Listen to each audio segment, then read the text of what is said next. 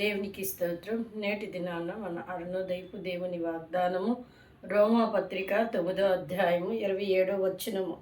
మరియు ప్రభువు తన మాట సమాప్తము చేసి క్లుప్తపరిచి భూలోకమందు దానిని నెరవేర్చెను.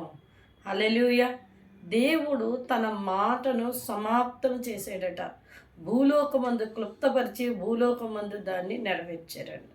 అంటే భూమి యందు దేవునికి ఎంత ప్రణాళిక ఉందో, భూమి మీద ఉన్న ప్రజల పట్ల ఆయన యొక్క ఉద్దేశాలు ఎంతగా ఉన్నాయో, అందులో శేషించిన జనమైన క్రిస్టియను దేవుని నామాన రక్షణ పొందిన వారి పట్ల ఆయన ఉద్దేశాలు ఎంత ఉన్నతంగా ఉన్నాయో ఈ వాగ్దానంలో మనకు తెలుస్తూ ఉంది.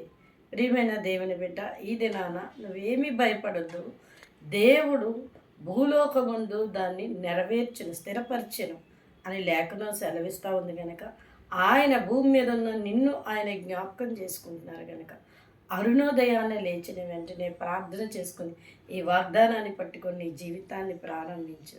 నువ్వేదైతే కోల్పోయావో దాని నుంచి దేవుడిని లేవనెత్తి బలపరిచి స్థిరపరుస్తారు. ఆమేన్.